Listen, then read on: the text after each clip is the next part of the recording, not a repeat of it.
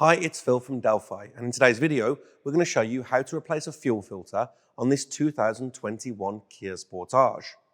So on this Kia Sportage, which has the 1.6 diesel mild hybrid engine in it, the diesel fuel filter is situated at the back here underneath the scuttle panel.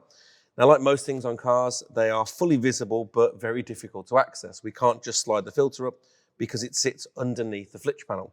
So what we're going to need to do is release it from its bracket. We're going to have to release any of the electrical connectors, bring it up here so we can remove it from the fuel filter assembly housing, pull the filter out and replace the filter. Let's do that first. So we're going to remove the top two nuts first. They're 12 mils. Top one first, now the second one. That allows us to move the fuel filter housing bracket backwards and allows us to access the two harness plugs easily. The top one, which we'll do first because it's nice and easy, this is the fuel filter heater. So this particular filter assembly has a diesel heater element which warms the fuel up when the car is cold. So it allows us to bring that all the way out. We can now access the water sensor along the bottom.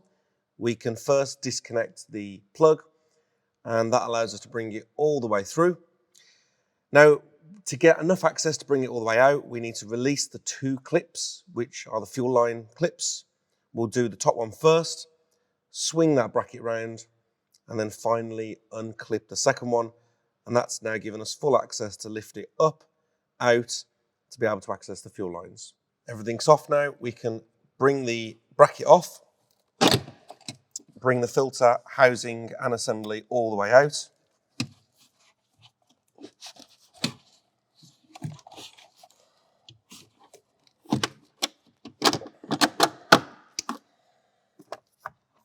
So it's free. We can now drop the clamps off. Now, one thing we need to make sure of is the orientation of the filter to the bracket housing, so we know which way to put the new filter back in. So I can see that the edge of this blanked plug here is just slightly to the left of this bracket. Just make a note of that, so when we put the new filter back in, we orientate it correctly. So we release the clamps.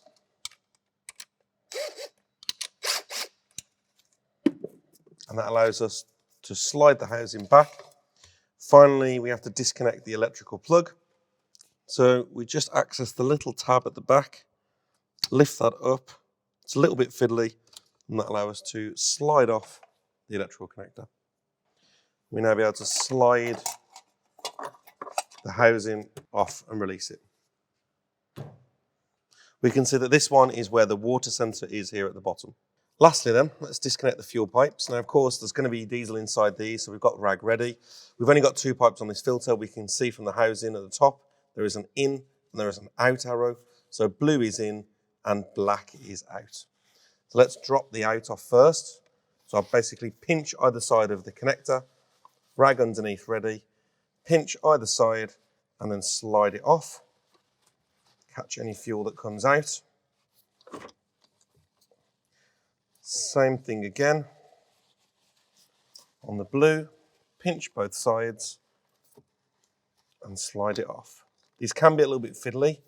There are certain tools, depending on if they're different access ones, you can get these tool clamps which lock on. We're not going to need it on this particular one.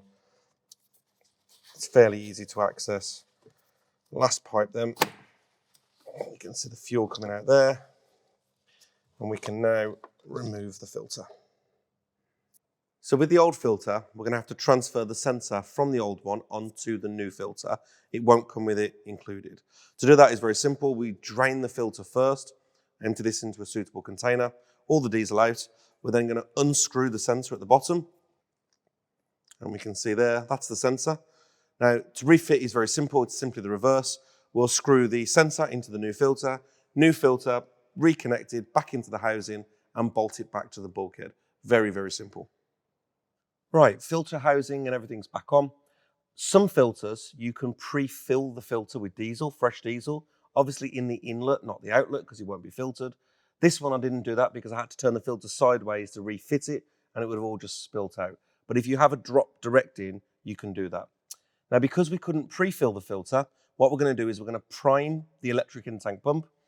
We're going to try and do that a few times. This is going to fill the filter up with fuel before we start it. If we don't do that and we miss it, there's a risk now that the high pressure diesel pump is going to spin over without any fuel in it, and we may damage the internals. So to prime the fuel filter is very, very simple. We're going to switch the ignition on, we're going to hear the fuel pump prime, switch off, and we're going to cycle it 2 or 3 times.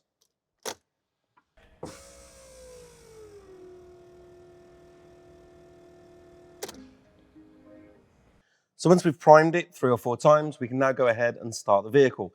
It might take slightly longer to start the first time, just while it clears any air in the fuel system. Let's give it a go.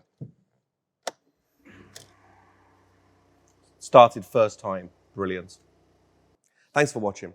For more videos, why not follow us on social media or visit the Masters of Motion online hub.